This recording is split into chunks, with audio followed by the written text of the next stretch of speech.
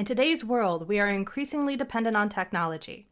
Our business and personal lives rely on it, but as you've probably noticed, it's unreliable. Our computers are slow, so we end up squinting at smartphones and tablets. The jokers we pay to fix our stuff have no clue what they're doing. We live in constant fear that something's going to happen to our personal data. So we're scared into paying for fake protection that proves useless when disaster strikes. Update attacks, fake Wi-Fi, cloud control, intelligent, successful people feel intimidated by the chaos and think it's somehow their fault. If they only knew what the industry was doing to them, they'd get torches and pitchforks. If only we had someone to explain it all in plain English so we can start protecting ourselves. Oh wait, we do!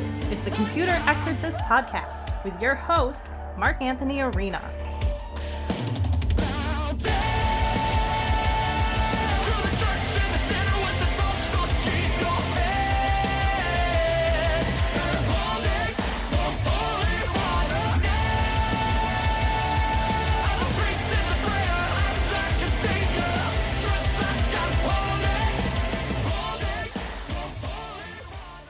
From the Wallace Memorial Microphone in the Mark Arena Memorial Video Game Museum, this is the Computer Exorcist Podcast. So glad you've joined me today. Yes, I'm sitting in my own video game museum in my apartment. I've got I have a couple of beta tapes and a couple of vinyl records and one laser disc. Other than that, it's a ton of VHS and a ton of DVDs and some CDs. And 15 drawers full of retro video game goodness. So someday I'll have to give you guys a tour of it or something. Okay, what is it? We're coming up on 4th of July 2026, so happy 250th birthday to the United States. We give thanks for our freedom of expression, and we give thanks for the freedom to pursue our happiness, and more importantly, to pursue fulfilling careers where we help each other. All right, we're catching up on the articles here. We're going to blaze through, and as much as I like blazing through the headlines, there are some articles that are really good, and they deserve a little attention. So I sat at Taco Bell the other day getting free air conditioning, and I did some highlights, went over some articles. And here you go. You ready? Let's talk about this one. And the first couple are articles where I give thanks that they did not come to fruition, right? Where they took, you'll see. We'll talk about it. Here we go. Autoblog.com, NTSB, all vehicles should include a blood alcohol monitoring system. As part of an official report in the aftermath of a 2021 crash, the NTSB is recommending that the NHTSA mandate blood alcohol monitoring systems in cars. They can stop intoxicated drivers from operating a vehicle. This is Minority Report, folks. Remember that movie? I think that was the one where they sent Tom Cruise back in time to prevent crimes. All right, it's expending a massive amount of effort to do the least efficient means possible of preventing heartache. All right, look, no one wants drunk driving, and no one wants people to be killed by drunk drivers. Okay, the problem is people say that and then they hold it hostage. Well, if you don't like my particular solution, then you must like the problem. You must like drunk drivers. No, actually, I'm a fan of actual personal responsibility, and I'm a fan of finding ways to encourage people to be responsible through actual psychological motivation, through subconscious motivation, right? I don't drink that much at all, and I don't drink and drive because I don't want to hit people, all right? And yes, unfortunately, there are people who have no brains, but those people just weren't raised right. Okay, so here's the deal, is that they take this idea, right? We don't want drunk driving, and they come up with this crazy idea of, hey, we're going to punish everyone else. The bad guys are going to get away with this stuff, right? There are plenty of people who are going to get away with this stuff. They'll tell some other person in the car to blow into the alcohol monitor or whatever. So it's only going to penalize good people, and it's going to raise car prices because the electronics are already massively expensive and ultra complicated, right? The problem with car electronics, and I say this in my upcoming book, is that they're what I call diva cars, where the cars don't work right unless all the electronics line up, unless all the stars line up. Otherwise, they got a problem and the system's shut down, and you're not allowed to drive it until you get it fixed, okay? So they hold the machine hostage. Okay, so a Dodge Journey SUV on New Year's Day collided with a Ford F-150. The blood alcohol of the driver was 0.21, and both drivers died. But both drivers have been using marijuana. That's interesting. Anyone who lives in the state of New York knows that even though it's not legal to smoke and drive, 99% of cars have the stench of marijuana coming out of them while you're driving, right? I say that on the other show I do. If for some reason you like me, check out the Flyover Plates podcast, where we go in depth into the downfall of New York State. Anyway, so the real issue was they were smoking. All right, so we're going to create billions of laws and billions of electronics in cars when in reality, marijuana is legal, and that was the real problem in this incident. Okay. They say, we need NHTSA to act. We see the numbers, says NTSB chairman. The faster the technology is implemented, the more lives will be saved, right? And that's a scammer tactic of urgency, right? We have to do this now. Drop your conscious thought and just abandon everything and do it now. And it also calls for systems to monitor drivers' behavior, making sure the driver is alert.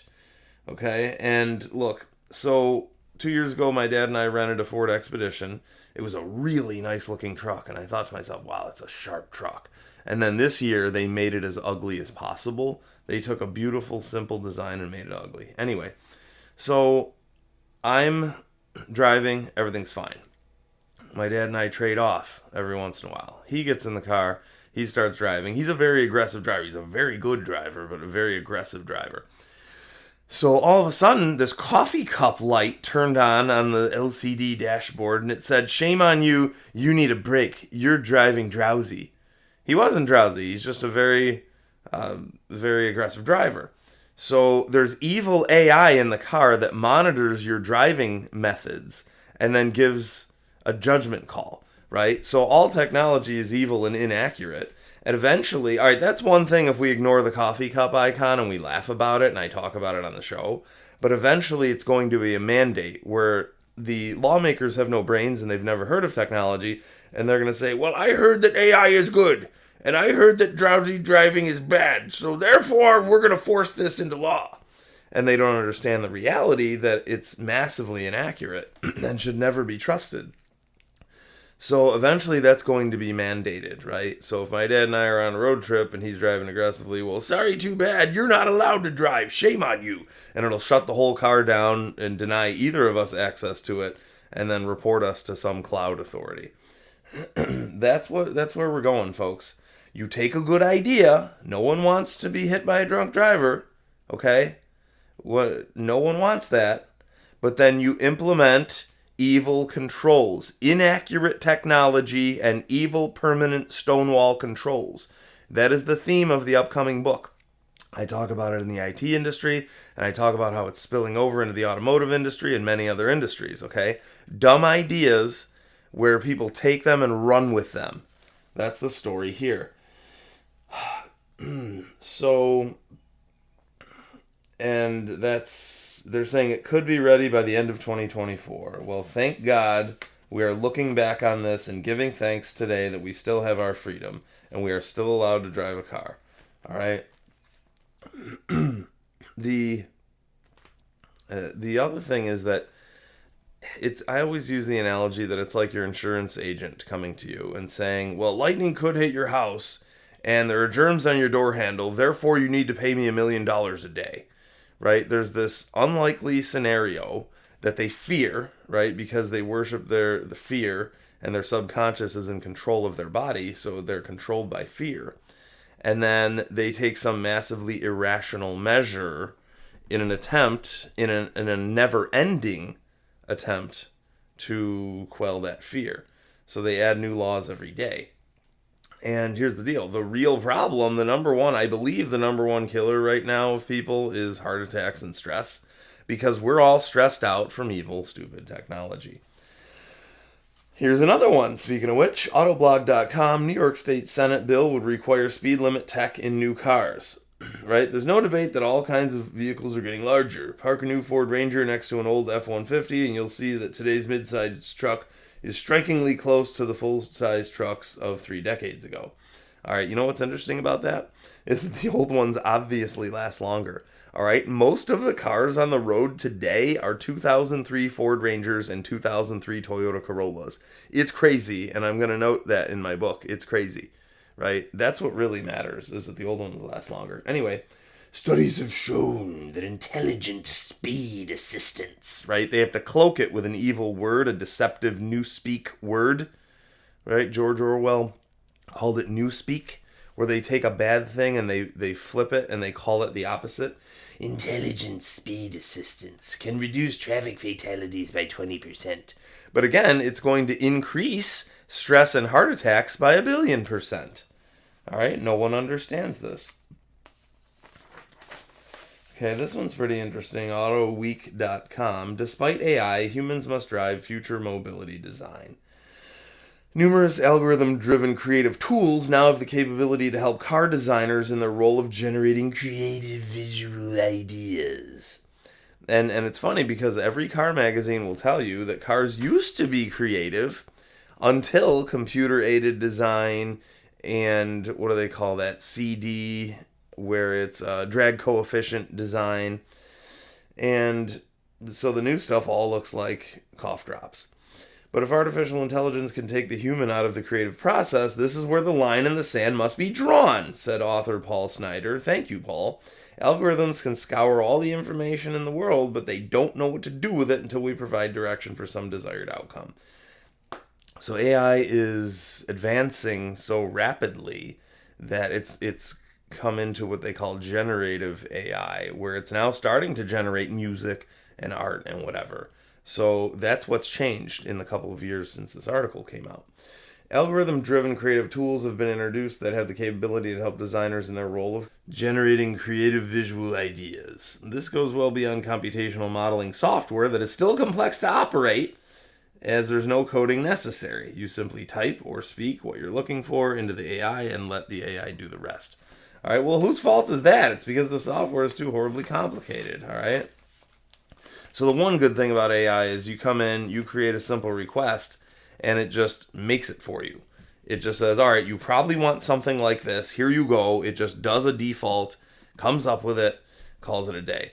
I was sitting with my apprentice, Palmer, a couple months ago, and he was showing me some AI stuff, and we told it to create something, and it did. And then it said, hey, if you like this, that's great. If you don't like it, you can feel free to tell me any kind of extra parameters, and I will continue customizing it or modifying it. So that part's cool.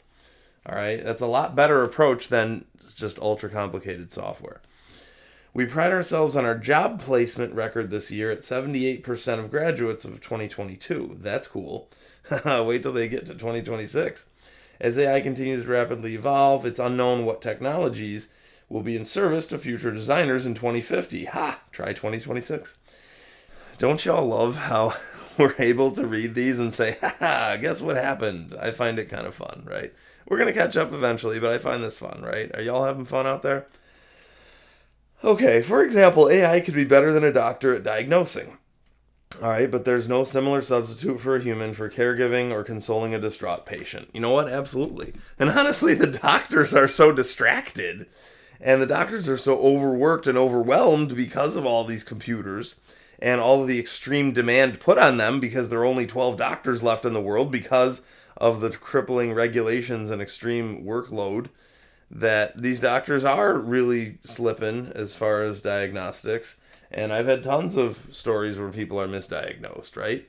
I've been trying for years to explain a concept to my doctor's office, and one NP totally ignored what I had to say last year when I was in there. She was very nice and compassionate, but I was like, look, these are the exact symptoms. This is what I've got going on. She's like, yeah, you're fine. I didn't feel like doing any tests. Really? So yeah, hopefully AI can help us diagnose. I don't know. And hopefully it can take some workload off of these doctors who are overworked and they just want to get in there and do their profession, but there are so many billions of regulations. Human creative genius is the last frontier. Automotive designers implicitly require that we are also futurists, and this is cool. Imagining future products and experiences is what we do. Great point. So we can take, if we take the human out of the process, however, is where I draw the line. All right, well said, well said. All right, here's another one from autoweek.com. This one's really interesting because this one did come to fruition. We ride in Toyota's hydrogen-powered big rig. Toyota is developing and producing a hydrogen fuel cell powertrain for big trucks. The Toyota fuel cell powertrain is going into production in 2023. Toyota says that this powertrain solution can retrofit diesel rigs and feature a similar weight penalty to the rig. Right, so it's like the same weight as the normal diesel engine and diesel fuel. It's just a hydrogen engine and hydrogen fuel. All right, and here's something really interesting. If you notice, my beloved Tesla came out with the Tesla Semi, and they love vertical integration, correct? Where they had to invent their own Semi and their own charging network and their own cabin and their own everything, right? I like the Tesla of old where they borrowed switchgear from Mercedes, right? They didn't reinvent the wheel. But today's Tesla is all about vertical integration where we're going to do everything for you, soup to nuts. Look, in 2007 and 8, I tried to create a company that did everything soup to nuts. And it goes against Napoleon's principle where he says, don't try to build a whole cathedral, try to build one part at a time so that if you have to stop halfway through, you're not ridiculed, all right? I mean, Tesla's big enough where they can pull off the soup to nuts. But anyway, I learned from that experience that I will always just be modular, where I'll create one part at a time, right? Instead of creating a whole business where we do everything for you and we interface top to bottom, it's, hey, I'm going to come out with one product, see if it penetrates the market, and go from there. And that's what Toyota's doing here because they're very smart and they're conservative thinkers, so to speak. The folks at Toyota stuffed their powertrain into a pre-existing truck, a Kenworth T680. That's really smart because you have what's called an installed base. You already have people who have these trucks out there. And maybe the truck is fine and the engine's getting old or whatever. And so you can pull out the engine and sell it to someone whose engine is blown or whatever. You don't have to create a whole new truck and design a whole new truck with billions of design regulations and then come up with all this stuff. You can focus on your powertrain and then focus on getting the hydrogen fueling stations out there. Very smart. Having a bunch of hydrogen stashed behind you can seem scary, despite the extensive safety tests on the pressure vessels. One of the safety tests involved shooting the hydrogen tank with a .50 caliber bullet, right? So to make sure that it either, okay, fine, it didn't explode, or if it did explode, the tank is so strong that it can withstand any kind of disaster. All right, so also because it's hydrogen, the Semi will hustle from a standing start effortlessly. Okay, there's also the absence of a clacking diesel mill, and it makes the cabin eerily quiet. And that eventually reveals that there's some other rattles in the cabin. Okay, fine, whatever, that's interesting, but it's fine. Toyota isn't going to churn out Class 8 trucks. Again, they're not going to reinvent the wheel, pun intended. Instead, they're reaching out to partners. That's very genius, okay? And the team at Toyota suggested this powertrain should live about as long as you'd expect a diesel engine to. Okay, that's great. So that's you're not giving up anything there. Servicing the unit is effectively limited to just air filters, which clean the incoming air, which mixes with the hydrogen. The lack of fueling infrastructure and the relatively short 300-mile range, that's not terrible, would mean that you're going to see this more in shipyards or short-run areas like your local Pepsi guy, right? And it'll make it a challenge for long hauls. Well, eventually they're going to do hydrogen. I'm sure they'll put it in a couple places to enable truckers to do longer trips. All right. So here's the follow-up here. I looked it up and found out that Toyota is still selling this, right? How many articles have we done this year where it's, okay, that's really cool, but it's still in prototype phase, or it never came out, right? Think about the ColecoVision and the Myers-Manx and so on. And no, this one is active and selling. You can buy one today. It's actually in their third generation. Okay, so 2025 and 26, you can see these babies for sale. And you can buy one and put it in your Kenworth truck right now. And look, I understand that every truck is going to be different, every brand of truck and every model of truck. So when you swap an engine, there are specific parts and adapters you're going to need. But still, it's a big deal. It's a few parts and adapters versus inventing a whole new truck. So kudos to Toyota. And apparently, since it's a day that ends in Y, my apartment complex is doing landscaping. Every single morning, they do landscaping of some kind. Maybe they need a hydrogen-powered leaf blower or something. So I apologize in advance for that. Anyway, we're going to talk about another cool thing that has since come to fruition. There was a note in my notes that talked about the Fairphone. And the idea of the Fairphone was, unlike most of your major brand phones, these phones weren't glued together, and they weren't designed to be destroyed, and they weren't designed to be thrown away. The Fairphone is designed to actually last, and it's designed to be repaired. All right, and this gives me great hope, and I mentioned this in the hope section of my next book. So, in a couple years ago when this was in my notes, it had just come out. Now we are at the Fairphone Generation 6. So this is very, very hopeful. I mean, it's very successful. It's here. Switch to a new smartphone experience. Modular, lasting, high performance, distraction-free. That's another massive issue. You buy a Samsung phone and you're never allowed to actually do what you were trying to do because there are trillions of distractions. And fairer than ever. And they got a couple awards that they tout. It's 549 euros. This is available today. A refined 50 megapixel main camera. That's a bit much. And look, obviously it's not a bad thing to have a high-end camera, but I wonder if they're like Apple and Samsung where they force attack you to take bloated pictures every time. If I take a picture of my food, I'm fine with 2 megapixel. Right? If I take an inconsequential photo, I want it to be 2 megapixel. I want it to be small so it doesn't fill up my phone and fill up my computer. Right? So I wonder if they actually allow you to take simpler, smaller pictures. Also has a 32 megapixel autofocus selfie cam. Right? So it has to be autofocus, so it's a little teeny tiny camera, the one that's in the screen that faces you. And it would be nice to have a better selfie cam, because my selfie cam is pretty low end. So if I take a selfie, it looks really washed out. It looks like a late 90s picture. Game-changing battery. Go further with nearly 2 days of battery life. And if you plug it in, you can get 50% charge in just 25 minutes. You don't want to do that all the time. It's like a power nap, right? Where if I haven't slept in a couple days, I take a 10-minute nap and I feel a little better. When it wears out, years down the line, you can replace it yourself. No waste, no worries. Imagine that, as opposed to we hate you and we're going to glue the battery in and make it as difficult as possible to repair. It's gotten so bad out there in the world that people aren't even aware that it's possible to change your battery, right? It's extremely difficult, but it's possible to change your battery on your mainstream Apple or Samsung phones or whatever. And people, my battery's not working, so I was told that I need to throw it away. No, go to a third-party person and get a new battery, okay?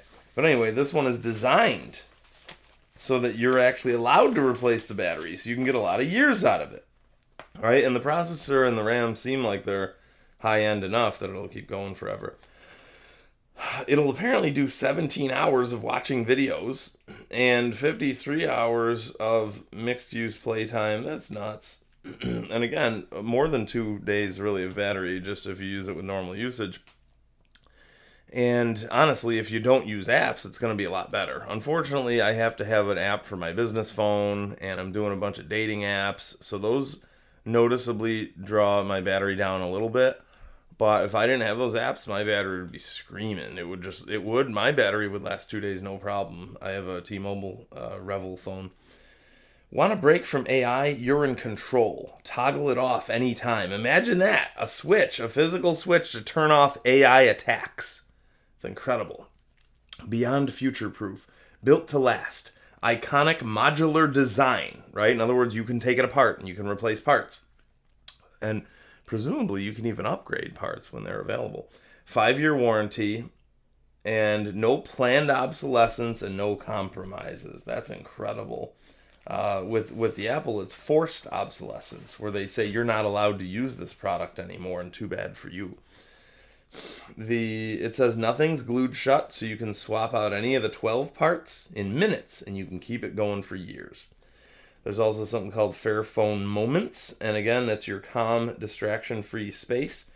You flip the switch for focus mode, and your entire interface transforms into a minimalist, mindful experience. So when I open my phone and I want to put an appointment in my calendar, and then I'm like, oh no, I got 50 text messages, and then I end up responding to those, and then I forget that the actual thing I was trying to do. It takes me sometimes 8 or 10 times throughout a week where I'll remember something. Okay, I got to put it in my calendar, put it in my to-do list. I open the phone and I do something, and I even have all notifications turned off. I've always had email notifications turned off. I have text message notifications turned off, but I still get distracted somehow because I'm easily distracted. And it takes me 8 or 10 attempts to, oh wait, what was I actually trying to do? Oh, I never got that written down, did I? And I have to keep going back, and sometimes I have to close my eyes so that I can fling the phone open and go right to the thing and ignore anything else. And it takes me a while to actually do what I'm supposed to do, so a mindful mood might be a good mode. Crafted from more recycled and fair materials than ever. 100% electronic waste neutral. So somehow they must do some recycling to offset it or whatever. And there's only one thing that I object to. I'll explain that in a second.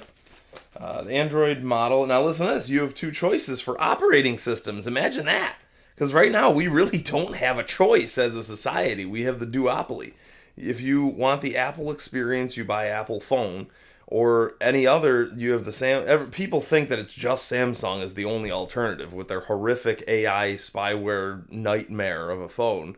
But you also have thousands of other brands, no kidding, thousands of other brands of phones that'll run the Google Android operating system, which is a little less brutal than the Samsung version of the Google operating system. Okay, but these guys give you a choice between Android or Murena EOS, which is probably, it's Android, but it's what they call de-Googled Android, right? Like a de-veined shrimp, where they rip out all of the treachery from Android, all the Google spying and the Google bullying. So it's still Android, but it's clean. And it's definitely worth the extra money. There's also something called Lineage that you can install yourself on your Samsung phone. The Samsung hardware is fine, but the Samsung operating system is horrific, in my personal opinion. So you can put Lineage on your Samsung phone, and that purifies it. And in both cases, Lineage and Murena, you can use an alternative app store. It'll still run Android apps, you just use an alternative app store, which is good, so it avoids the monopoly of the Google App Store. They have white, and they have black, and they have green, which is interesting. And here's my only thing. My only caveat is this. You probably know headphone jack, which is a shame. You'd think that and maybe the other phone, I know there's a couple other of these crunchy phones out there. Maybe the Purism might be a different story. There's a few other phones, luckily. But no headphone jack, and also no SD card slot. And that's a crying shame, all right? Because here's the deal. Any kind of phone of any make or model will die. It will break. It'll get thrown in a pool. It will whatever. And with an SD card, you simply pluck the SD card out of it, and you get your photos, your precious photos. All right? But with the phones that don't have it, right, Samsung and Apple led the industry off a cliff by deleting the headphone jack and by deleting the SD card slot, because they apparently hate you and they want you to rely on evil wireless Bluetooth headphones, and they want you to, which are a moneymaker for them, and they want you to rely on evil cloud services to back up your photos. How about, what if we don't want that? What if we want to connect to real devices? with a real headphone jack that never, ever can ever have a problem, unlike Bluetooth, which has constant connectivity problems.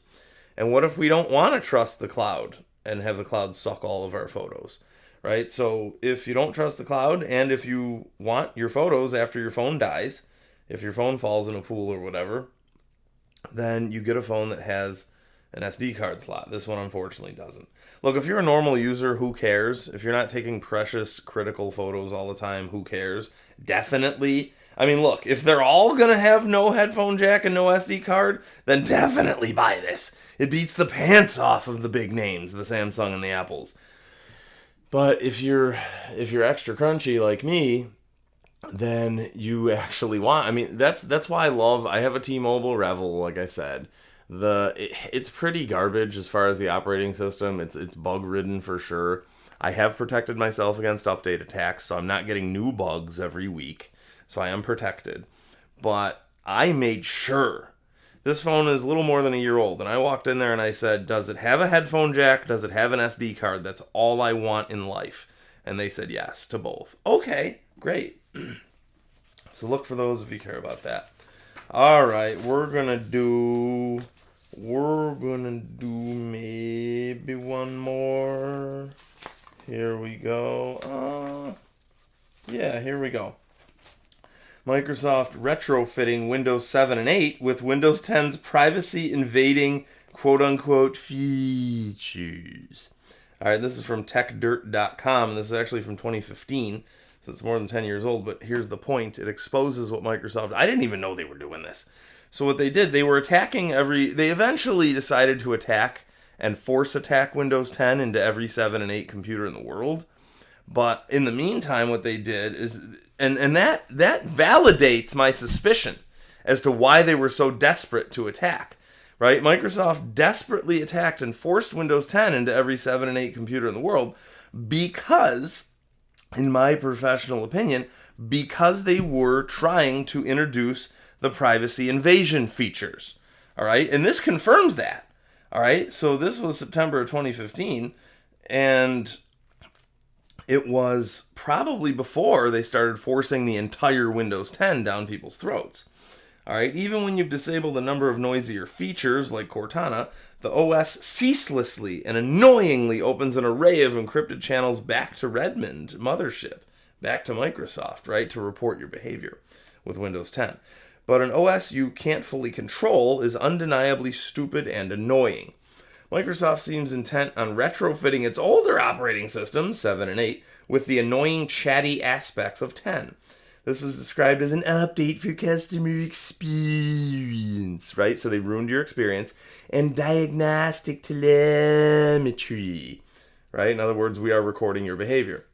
These are hard-coded to bypass the hosts file. In other words, it's very difficult for you to implement exceptions if you're a computer programmer or an IT guy. Normally, you can put an exception in there to forbid your computer from talking to Microsoft.com. So it was hard-coded. It was baked in where you aren't allowed to bypass it. And it ferries all manner of personal information back to Microsoft, all right? So the good news is you can, if you're a programmer and if you know about it, right? A lot of arrogant, scummy computer guys say, well, you should know better. You should know better. You're a stupid consumer. No, the consumer has to be a mind reader and has to be a programmer and has to know how to turn off these treacherous features, right? So that's wrong. So that's unfortunately a prevailing attitude among scummy computer guys. So here's the deal. You can use Windows Update. If you're a mind reader and if you're a computer guy, you can use Windows Firewall to block connection to Microsoft.com. But again, you have to know all this stuff. And you could also opt out of the Customer Experience Improvement Program. And if you remember from all my lectures, Customer Improvement Program is newspeak for us spying on you. They get away with it legally. If they don't use the word virus or spyware, if they call it a customer program, they get away with it legally. All right, so there's a lot here to rage about, huh? So that's it there. But the point is, this confirms my suspicion that they first tried to introduce the chatty AI stupidity to anti-improve your experience, and they also tried to introduce the telemetry features to record your experience. And then when that didn't work, they decided to just foist the entire Windows 10 on an unsuspecting public. My name is Mark Anthony Arena. My book is coming out this month. It'll be called Don't Be Taken by Big Tech. We decided to simplify the name instead of Silicon Valley. It's coming out very soon, so keep an eye out on thecomputerexorcist.com. You can download a PDF of the preview edition right now if you like. So please tell your friends, buy the book for all your friends. And thank you so much. Talk to you next week.